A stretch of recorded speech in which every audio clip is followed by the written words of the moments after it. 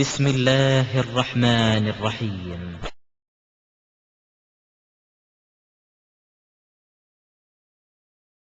அல்லாஹ் நபிமார்களுக்கு சில அற்புதம் செய்யக்கூடிய சில ஆற்றல்களை சில நேரங்கள் எல்லாம் கொடுத்திருக்கான். மூஜிசான்னு சொல்றோம் இல்லையா? அதை பார்க்கும் பொழுது கண்டிப்பா இவங்க மனிதரா இல்லைன்னு நினைக்கிற மாதிரி தெரியும். பார்த்தோம்னா மனிதர் மாதிரி இல்லையே அப்படிங்கிற மாதிரியான அற்புதங்களை பெரும்பாலான நபிமார்களுக்கு எல்லாம் கொடுத்திருக்கான். சில நபிமார்களுக்கு கொடுத்ததா சொல்லல, அதிகமான நபிமார்களுக்கு நினைஞ்சிருக்கிறான். நம்ம நினைத்து பார்க்க முடியாத அற்புதங்களை எல்லாம் எல்லாம் கொடுத்திருக்கிறான். இந்த அற்புதங்களை பார்க்கக்கூடிய நேரத்தில் என்ன தோணும்? ஒரு மனிதர் இல்லை. இப்ப நம்ம மனிதர் தான் ஒரு ஆதாரம் காட்டிட்டோம். அதுக்கு முரணாக சிலது நீங்க பாப்பீங்க. இப்ப எப்படி மறைவானது தெரியாதுன்னு காட்டிட்டு முரணாக நீங்க பாத்தீங்கன்னா முரண் இல்ல. இணைச்சி விளங்கி கொண்டால் முரண் கிடையாது. அதே மாதிரி நபிமார்களுக்கு அவங்களுக்கு பிள்ளை கொடுக்கிற சக்தி, அவங்க ரிஸ்க் கொடுக்கிற சக்தி, நோய் தீர்க்கிற சக்தி, அவங்க தேவை அவங்களே பூர்த்தி பண்ணக்கூடிய சக்தி எதுவுமே அல்லாஹ் கொடுக்கல, அதிகாரம் கொடுக்கலன்றதுக்கு நிறைய அடுக்கடுக்கான ஆதாரத்தை நீங்க பாத்துட்டீங்க. அதே நேரத்தில் என்ன வரும்னு கேட்டா, நபிமார்கள் செஞ்ச சில காரியங்களை பார்த்தோம்னு சொன்னா, கைத்தறியப்பட்டா பாம்பா மாறினா இது மனுஷனுக்கு செய்யற விஷயமா?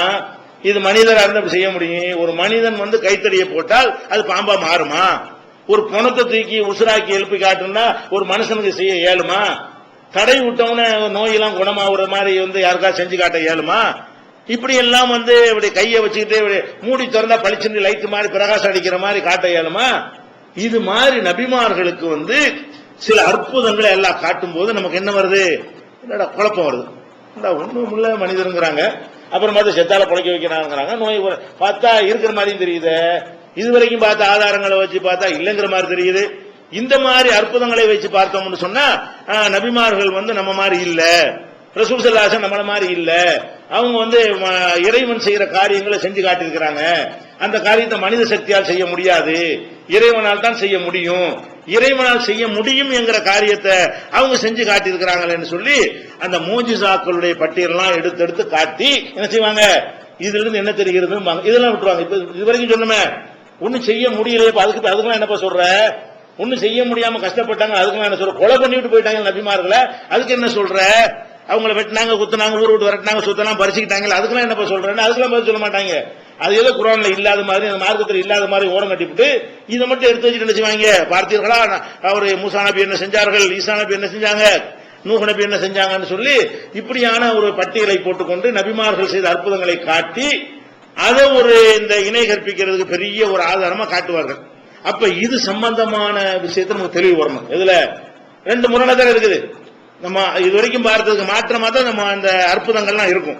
அப்ப அந்த அற்புத விஷயத்தை இதையும் எப்படி நம்ம கோர்க்கிறது, ரெண்டு முரண் இல்லாம இப்படி விளங்கிக் கொள்வது, அதையும் நம்ம நம்ப வேண்டும், இதையும் நம்ப வேண்டாம். அந்த ரெண்டு ஒண்ணுக்கு ஒண்ணு முரணா இருக்கிறது. முரண் இல்லாமல் எப்படி நம்புவது, அதை கிளியர் பண்ணி விட்டோம்னு சொன்னா எல்லாம் தப்பிடும்.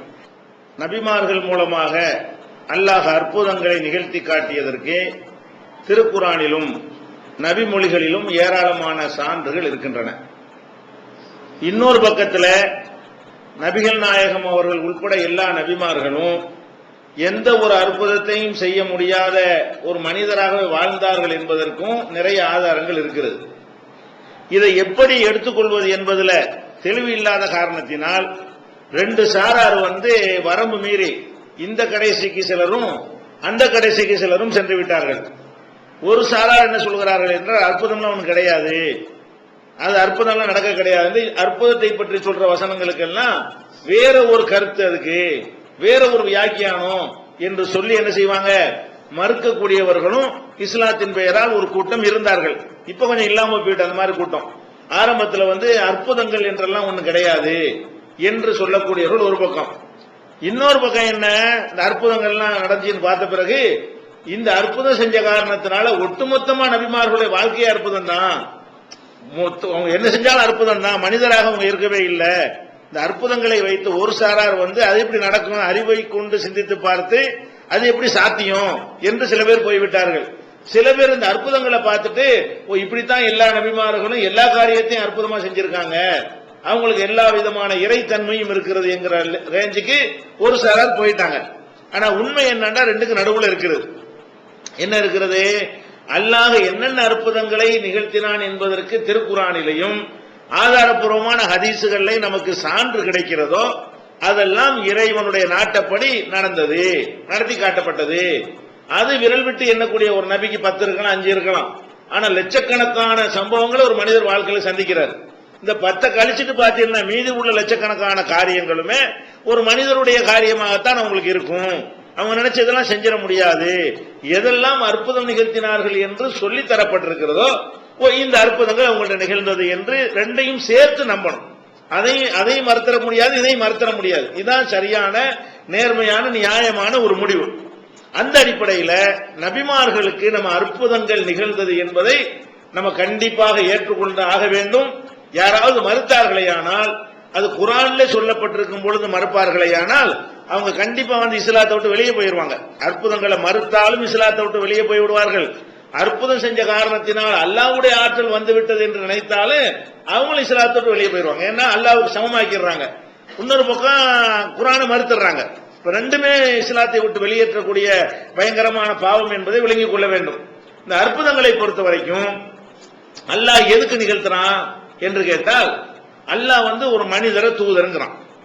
மனிதரை தூதராக்குறது கூட வானத்திலிருந்து ஒரு மனிதரை இறக்கி தூதராக்குனா கூட அற்புதம் தேவைப்படாது. எல்லாத்துக்கும் ஒரு சத்தம் கொடுத்து இப்ப நான் ஒரு தூதரை இறக்க போகிறேன் பார்த்துக் கொள்ளுங்கள் சொல்லி நம்ம பார்த்துக்கிட்டு இருக்கும் போதே வானத்திலிருந்து ஒரு மனிதர் இறங்கினார்னு வைங்க, அப்ப தூதருக்கு வேற ஏதாவது ஆதாரம் தேவைப்படுமா? தேவைப்படாது. டிஃபரெண்டா இருக்காருல்ல, ஒரு தாய் தந்தைக்கு பிறக்காம நம்மளை சேர்ந்தவரா இல்லாம ஆகாயத்திலிருந்து ஒருத்தர் அப்படி இறங்குறாரு, உலகமெல்லாம் பார்த்துக்கிட்டு இருக்க இறங்கி வர்றாருன்னு சொன்னா, அப்ப தூதர்ந்த ஒரு வாதம் பண்ணார்னு சொன்னா உலக மக்கள் ஏற்றுக்கொள்வதற்கு எந்த தயக்கமும் வராது. ஆனா அல்லாஹ் தூதர் எப்படி தேர்ந்தெடுக்கிறான்? இப்படி நம்மள மாதிரி ஒரு மனிதர் தாய் தந்தருக்கு பிறந்து நம்மள மாதிரி சின்ன பிள்ளைகளை செஞ்சு சேட்டையெல்லாம் செஞ்சு நம்மள மாதிரியே எல்லா விதமான ஒரு இளமையில உள்ள அந்த மாதிரியான ரொம்ப கெட்ட செயலை தவிர்த்து விட்டு பொதுவாக மனிதராக வாழ்ந்து சாப்பிட்டு குடித்து இந்த மாதிரி இருக்கிற ஒரு ஆளை பிடிச்சிக்கிட்டு அல்லாஹ் செய்தியை கொடுத்து நீ தான் தூதர் போய் சொல்லுங்கிறான். அவர் போய் சொன்னார்னு சொன்னா மக்கள் இப்படி ஏத்துக்குவாங்க. அவங்க என்ன நினைப்பாங்க, என்னப்பா நீ அல்லாஹ்வுடைய தூதர்ங்கிற, எங்களை மாதிரி தான் இருக்கிற, உனக்கு மட்டும் எப்படி அல்லாஹ் இருந்து உனக்கு சொன்ன செய்தி எங்களுக்கு அல்லாஹ் சொல்ல வேண்டியதானே, உனக்கு மட்டும் அல்லாஹ் கொண்டாந்து சொல்லிட்டானா நாங்க எப்படி நம்புறது? அல்லாஹ்விடமிருந்து செய்தியை வாங்கி தரதுக்கு உன்னை நியமிச்சுட்டான் என்பதற்கு டிஃபரெண்டா என்ன இருக்குது? படைப்புல டிஃபரெண்டா இருக்கிறியா, அல்ல ஏதாவது ஒரு தன்மையில நீ டிஃபரெண்டா இருக்கிறியா? ஒண்ணுமே கிடையாதப்பா, நம்ம மாதிரி தானே எல்லா வகையிலும் இருக்கிற என்று எல்லா மக்களும் என்ன செஞ்சாங்க? சந்தேகப்படுவார்கள். அப்ப சந்தேகப்படக்கூடாது என்பதற்கு தான் அல்லாஹ் என்ன பண்றான்னு கேட்டா, அவங்க இறை தூதர்னு காட்டுவதற்காக வேண்டி இறைவனே செய்து காட்டக்கூடிய சில காரியங்களை சில நேரங்கள்ல அல்லாஹ்வுடைய அனுமதியை பெற்று அவர்கள் மூலம் நிகழ்த்தி காட்டுறான். இந்த பார்ப்பா, இது நான் மனுஷனால தான் செய்ய முடியுமா? இறைவன் தூதரை அனுப்பி அவன் தான் அனுப்புனாங்கிறதுக்கு இந்த ஆதாரத்தை காட்டுறான். அதுக்கு தான் அற்புதம். அற்புதம் எது கொடுக்கிறது? இந்த அற்புதம் இல்லை என்று சொன்னா எப்படி தூதர் நம்ம நம்ப முடியும்? அப்ப ஏன் வேண்டாலும் தூதர் மாறல. அப்புறம் தூதர்களை நம்புறதுக்கு போய் கடைசியில கண்டவனையும் தூதர் நம்பிவிட்டா எவனெல்லாம் தூதர்னு சொல்றான் அவனையெல்லாம் நம்புறதுன்னு வந்தா எங்க கொண்டு முடியும் இது? அப்ப தூதர் இல்லாதவர்களையும் பொய் தூதர்களையும் நம்ம தூதர்கள் என்று நம்ப வேண்டிய ஒரு நிலை மனித குலத்துக்கு ஏற்பட்டுரும். அப்படி ஏற்படக்கூடாதுங்கிறதுக்கு தான் தூதரா நியமித்தல் என்பது யாரும் சாட்சி கிடையாது உலகத்துல. ரசூல் ஸல்லல்லாஹு அலைஹி வஸல்லம் அல்லாஹ் தூதரா நியமிச்சது யார் சாட்சி? மனித குலத்தில் யாரும் சாட்சி கிடையாது. ஒவ்வொரு நபிமார்களையும் நபியாக அல்லாஹ் நியமித்ததுக்கு சாட்சி இருக்குதா? எந்த சாட்சியும் கிடையாது. அவர் தான் சாட்சி. அப்ப எந்த ஒரு சாட்சியும் இல்லாம ஒரு ஆளை அல்லாஹ் நியமிக்கிறான் என்று சொன்னால் மக்கள் குழம்பக்கூடாது என்பதற்காக வேண்டி அதுக்கு ஏதாவது ப்ரூஃப் கொடுக்கணும், அதுக்கு ஒரு ஆதாரத்தை கொடுத்து அவர் அனுப்பணும் என்பதற்கு தான் அல்லாஹ் என்ன செய்யறான்? நபிமார்களுக்கு சில அற்புதங்களை கொடுக்கறான். அப்ப இந்த அற்புதங்கள் கொடுத்தா எதுக்குன்னு கேட்டா, இவர் சாப்பிடறாரு குடிக்கிறாரு நம்மள மாதிரி இருக்காருன்னா பேசினாங்க இல்ல, அதை போக்குவதற்காக என்ன செய்ய வேண்டி இருக்கிறது? அற்புதம் கொடுக்க வேண்டிய அவசியம் இருக்கிறது. இந்த நோக்கத்திற்கு அல்லாஹ் அற்புதத்தை கொடுக்கறான். சில நேரங்கள்ல அவங்களை சேர்ந்த மக்களுடைய நம்பிக்கையை வலுப்படுத்துவதற்காகவும் அல்லாஹ் கொடுப்பான். நபிமார்களோட அந்த மக்கள் இருப்பாங்க, அவங்கள சிரமப்படுவாங்க, கஷ்டப்படுவாங்க, தூதத்தை முறையிடுவாங்க.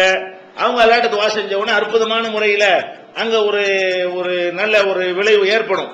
இது எதனால ஏற்படுது? அவங்க நபின்னு ஏற்றுக்கொண்ட மக்கள் தான், அவங்களுடைய நம்பிக்கை அதிகரிக்கும். அதாவது நபின்னு ஏற்றுக்கொண்ட மக்கள் மத்தியில் சில நேரங்கள்ல அப்படி ஒன்று ரெண்டு இப்படி செஞ்சு காட்ட சொன்னா தான் நம்ம தூதர் கரெக்ட் தான், லேசா சைத்தான் நினைச்சிருவான், தூதர் முதல் நம்புவாங்க. அப்புறமேல் பார்த்தா மனிதராகவே இருந்துகிட்டு இருப்பாரா, இன்னும் ஒரு வித்தியாசம் காணாம அந்த மாதிரி நேரத்தில் எல்லாம் என்ன செய்வான்? அப்படி ஒண்ணு கூட நிகழ்த்தி காட்டுவான். அப்படியும் அற்புதங்கள் நிகழ்ந்திருக்கிறது. இப்ப நீங்க எடுத்து பாத்தீங்கன்னா குர்ஆன்ல எடுத்து பார்த்தா நிறைய சில அற்புதங்களாவே அல்லாஹ்வே சொல்லி காட்டுறான். உதாரணமா மூசா நபி அவங்க காலத்துல ஒரு ஆளை கொண்டுறாங்க, ஒரு ஆள் கொல்லப்பட்டுறாரு. யாரு கொண்டான்னு தெரியல. ஒரு ஆளை கொண்டு போடுறாங்க, யாரை கொண்டு போடுறாங்க, இது யாரு கொலை செஞ்சான்னு தெரியல. அப்ப மூசா நபிட்ட வந்து நீங்க நபி தானே, கொலையாளி யாருக்கு சொல்லுங்கிறாங்க. மூசா நபி சொல்ல முடியுமா? அவர் மனிதர், அல்லாஹ்வுடைய தூதரா இருந்தாலும் கொலை செஞ்ச ஒரு பாடியை காட்டி இந்த ஆளை கொலை செஞ்சது யாருன்னு சொல்லணும்னா எப்படி சொல்றது? அப்ப அல்லாஹ் என்ன பண்றான்னு கேட்டணும். மூசா நபி என்ன செய்யறாங்க, யாருல எப்படி எனக்கு சொல்ல முடியும், இது வந்து என்கிட்ட கேட்கறாங்கல்ல உடனே அல்லாஹ் என்ன செய்வான், ஒரு மாட்டை அறுத்து, அந்த மாடு பச்சையா மஞ்சள் காப்பானும்ல, அந்த பக்கரா சூறாவில் வரும்.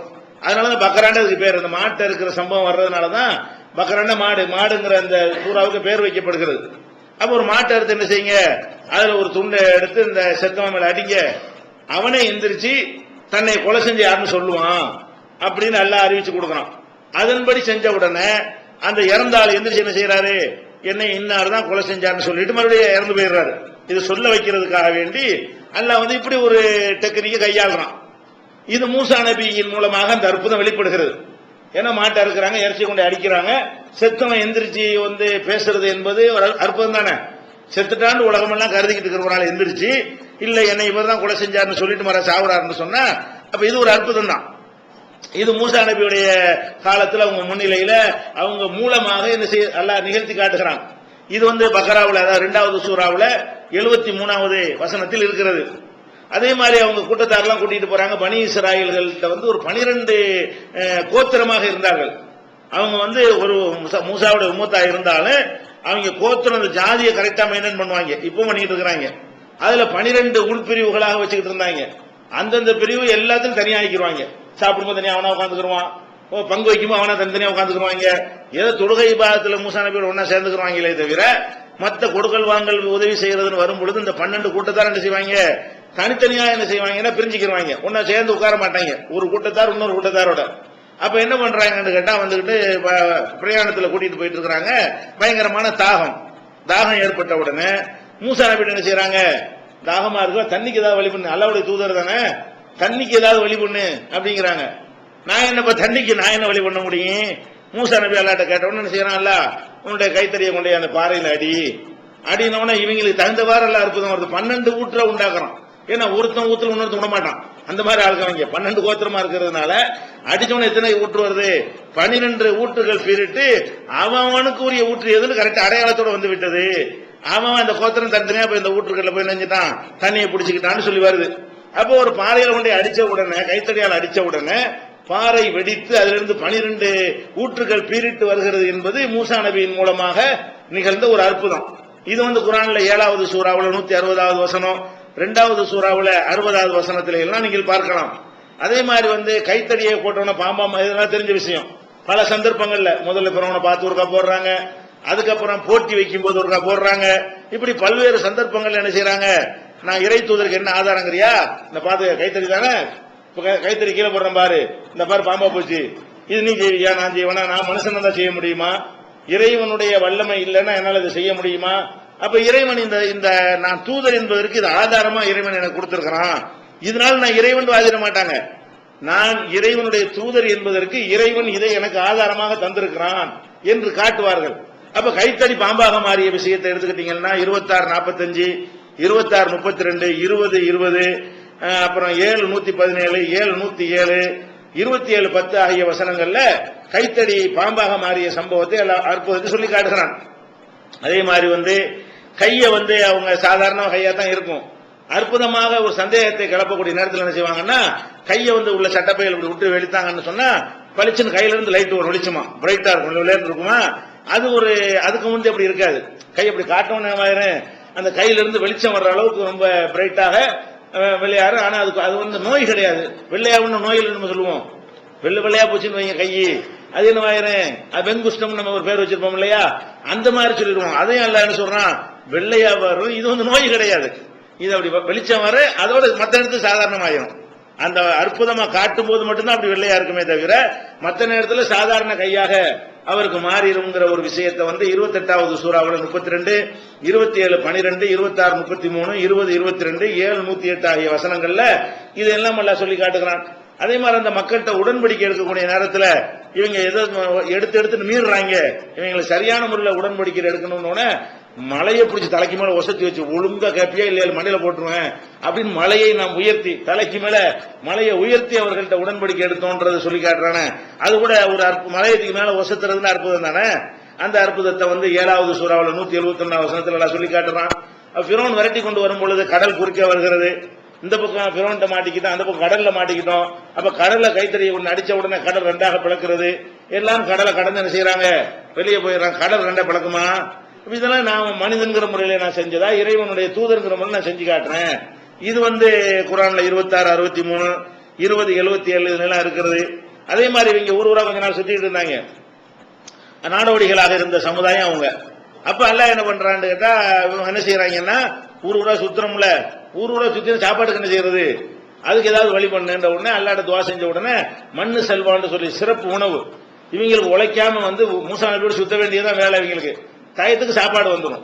அந்த மாதிரி மண்ணு செல்வாங்கிற ஒரு சாப்பாடு எல்லாம் கொடுத்தான். அதை சாப்பிட்டு இருக்காம பண்ணிட்டாங்க. இதையே எத்தனை நாளைக்கு சாப்பிடுறது, எங்களுக்கு ஒரு இடத்துல குடிய மறுத்தி பூண்டு வெள்ளரிக்காய் கந்தரிக்காய் வெங்காயம் இதெல்லாம் கிடைக்கிற மாதிரி ஏற்பாடு பண்ணிட்டாங்க. அதோட ஒரு ஊர்ல தங்க வச்சு நினைச்சாங்க. அதுக்கப்புறம் மூசான்னு சொல்லுவாங்க, இப்ப அழகான உணவு எல்லாம் தந்துகிட்டு இருக்கிறான், தின்னுட்டு ரவுண்ட் அடிச்சு சுத்திட்டு ஜாலியா போகாம ஏன்டா அந்த மாதிரி கேட்கறீங்கன்னு ஒரு கேட்பாரு. இதெல்லாம் என்னது, வானத்திலிருந்து உணவு இறங்குறதுங்கிறதுலாம் ஒரு சின்ன விஷயம் கிடையாது. இது 20வது சூறாவுல 80, 7வது சூறாவுல 160, 2வது சூறாவுல 57 ஆகிய வசனங்களை நம்ம பார்க்கிறோம். அதே மாதிரி ஈசா நபி அவர்கள் ஒரு பறவை மாதிரி செய்வாங்க களிமண்ணுல, அது நிஜ பறவையாக மாறிடும் அப்படின்னு 5வது சூறாவுல 110 இருக்கிறது. 3வது சூறாவுல 49 வசனத்தில் இருக்கிறது.